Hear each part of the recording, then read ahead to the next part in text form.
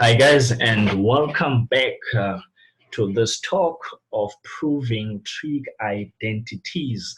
I will give an example finally where where you can use actually all of these methods that I spoke about in the first part, where you're gonna prove from left hand side to right hand side or right hand side to left hand side, or you can try work out a little bit of the left hand side and a little bit of the right hand side, then arrive at a conclusion.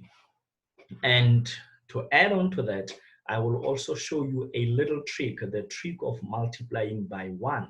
This is commonly known as rationalization. And I will also try and emphasize or highlight some pointers relating to this process of rationalization, a few things that you really need to be mindful of when rationalizing. So let's get started without any further ado and start with method number one, where I am going to show you how to move from left to right in this expression. It is quite a kind of complicated expression so to say. You're looking at the left hand side there is a square, so you've got to do some foiling there. And the right hand side, again, that is where we're going to use the trick of multiplying by one. So I'm going to start right away here and move from left to right. Okay, so let's see how this works. I'm going to start as usual by writing down my left side, and there it is. And if I apply the law of Bedmar's, in this case bracket exponent, so I've got to do some foiling. And at this point, really, I can go ahead and apply the quotient identity, the fact that tan x is sine x over cos x, and I can do this, and you will see why. So that when I FOIL, whatever has to divide another thing can do that without any trouble. Okay, so besides, there is no tan on the right hand side, so that is another thing that tells me right away I've got to do away with this tan thing. So moving on, what do we see here?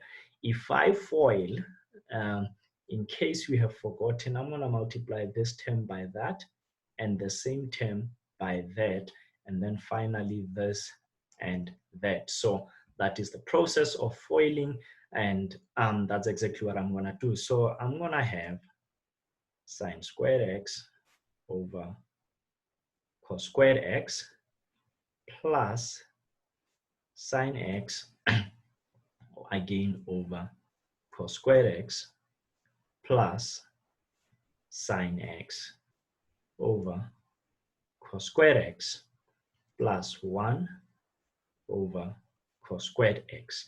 The reason I have a 1 over cos squared x is because 1 times 1 is 1. Okay. Now, the good thing about this is that the denominator is just one term, which is what? Cos squared x. So I'm going to have to just add up everything there. Sine squared x. Sine x plus sine x, I'm going to be a little bit forward. I don't have much space, so I'm going to have that. Now, what is this? What do you have there in the numerator? Now, guys, this is where your algebra now kicks in. If you still struggle with some algebra, please, you gotta make an appointment with Mr. G here so that we can sharpen or fix your algebra quite quick, okay? Remember that number 073-248886. Let's chat about that on WhatsApp. I'll show you some key things that you need to know. However, this expression in the numerator looks like this. Okay, it looks like that. You just take x to be sine x. And you guys are very good at factorizing. You know, if you're gonna factorize this thing, then it has to be x plus 1 into x plus 1. And this is just actually x plus 1 all squared, okay? And that's exactly what I'm going to do. So maybe I should write here, let x be sine x. Maybe x is a bad thing.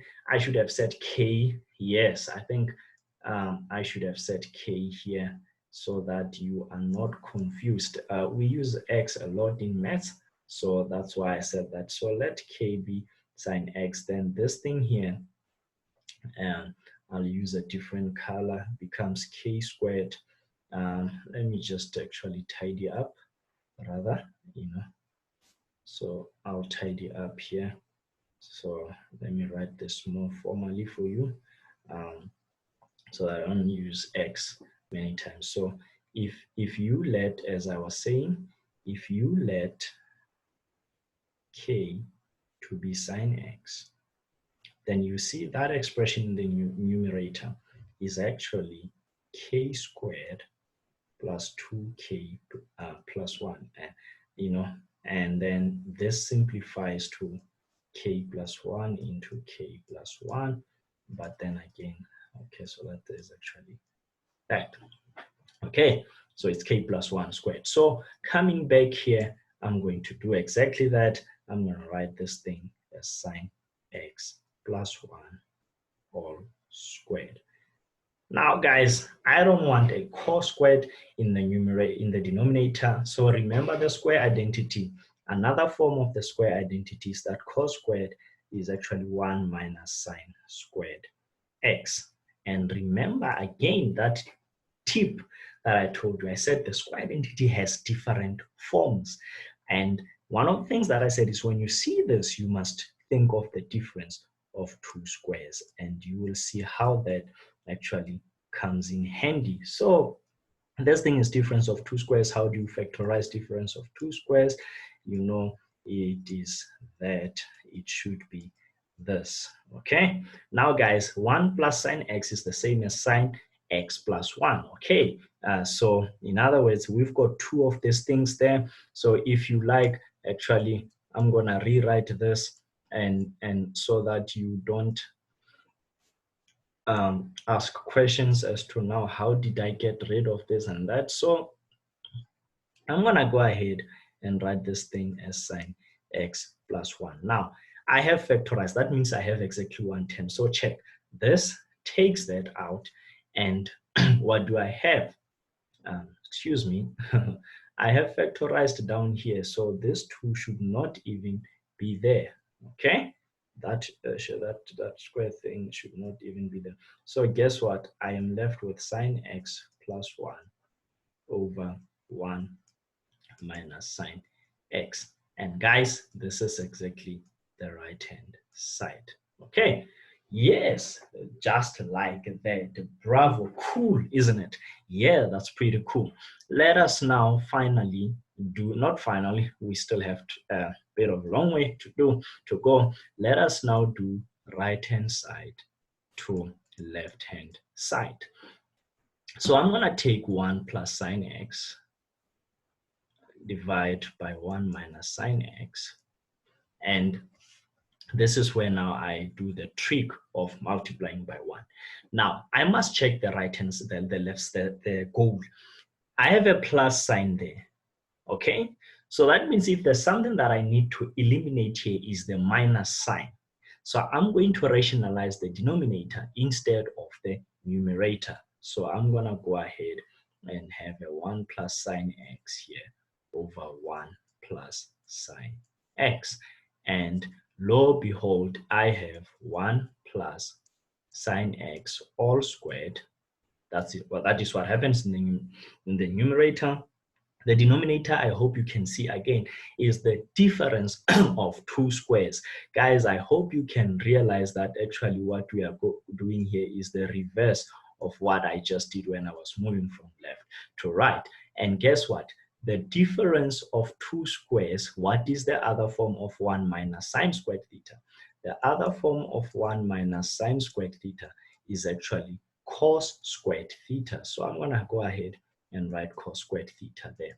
Now, in the left side, I've got 2 terms. So that means I got to separate this thing here and split it up. So, but before that, maybe I should note that I've got the square in the denominator. So I can just write this whole thing all squared. Yes, laws of exponents still apply somehow.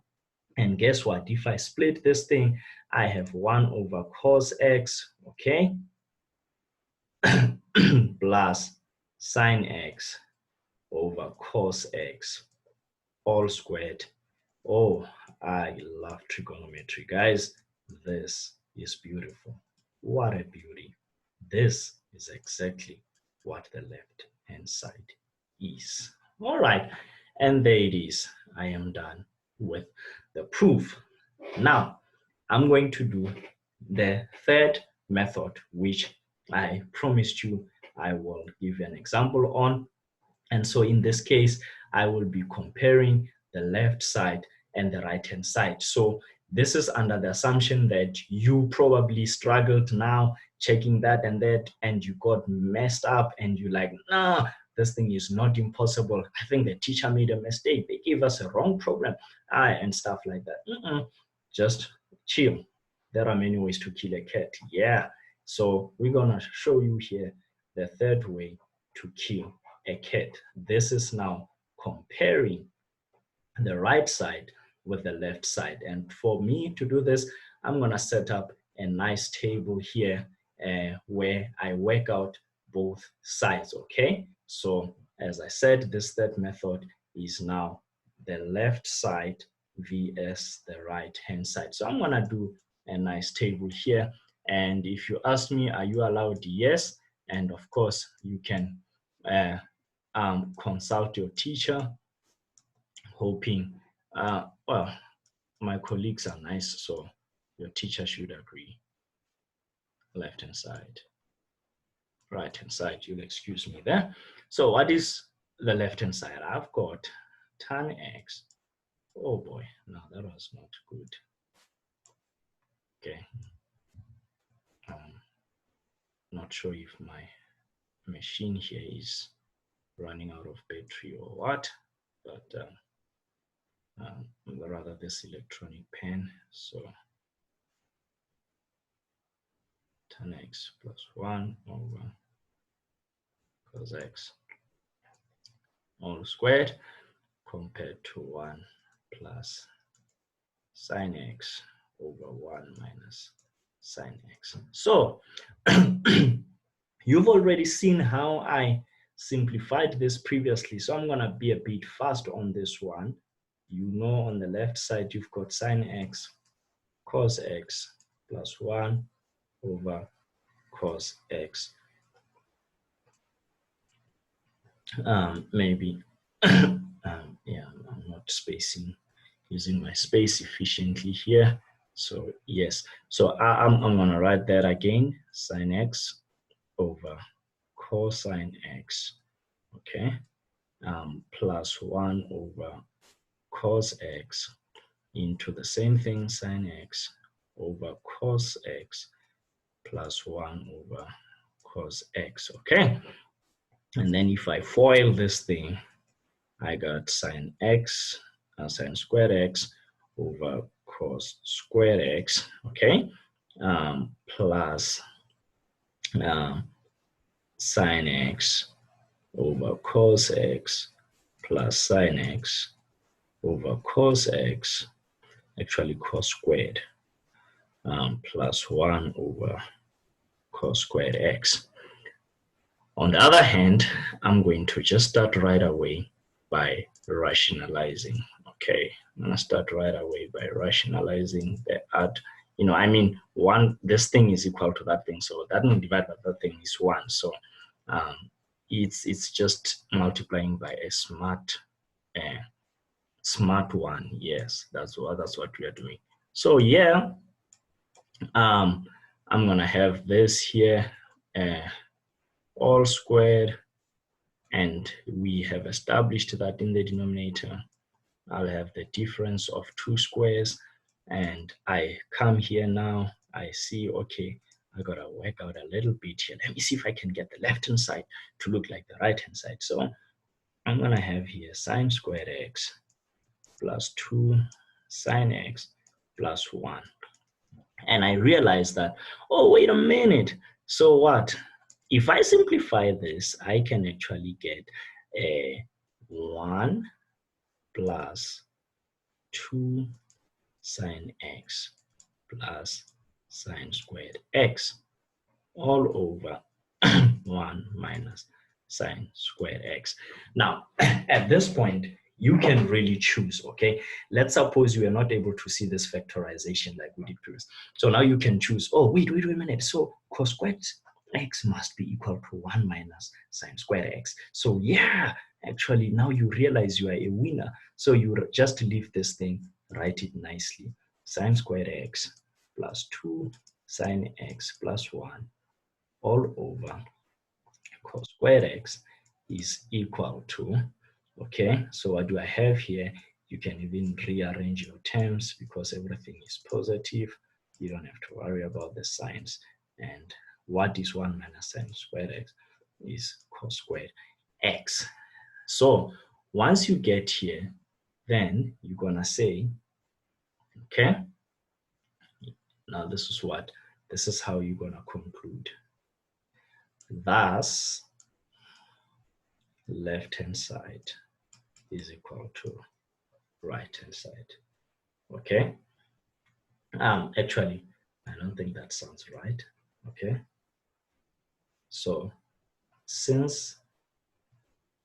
therefore, we can say left-hand side is equal to right-hand side. Okay.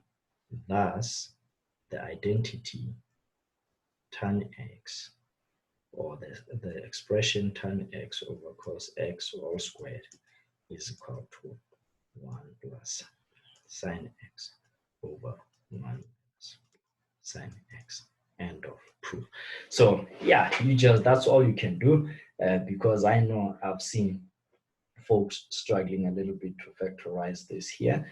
And unfortunately, when we get to general solutions, you will have no choice but to learn how to factorize stuff like this. So folks, we end our discussion here on trig identities. I hope you've had a good time and some light has been shed into your understanding, and you will go on to your textbook and try all those exercises and nail them down. Enjoy maths, guys, and keep doing maths. It is always a pleasure to help out. And so, as I said, should you struggle more, should you need more clarity, please holla.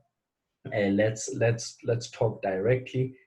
There are 3 WhatsApp groups that are there for grade 10, 11, and 12. So you will be added to the group for grade 11.